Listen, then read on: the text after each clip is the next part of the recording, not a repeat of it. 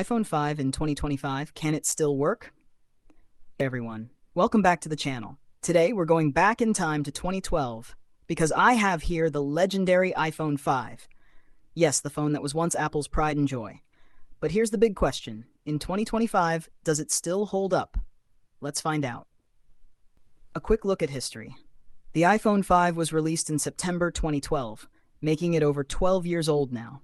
It was the first iPhone with a 4-inch Retina display, a slim aluminum body, and the new Lightning connector that replaced the old 30-pin dock.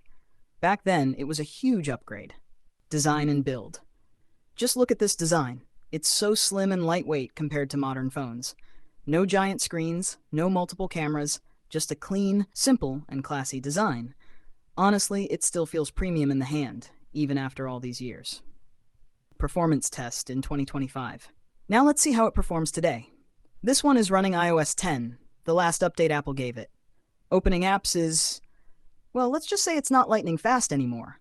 But for basic things like calls, messages, and music, it's still okay. Forget heavy apps though, social media and games are almost impossible now. Camera check.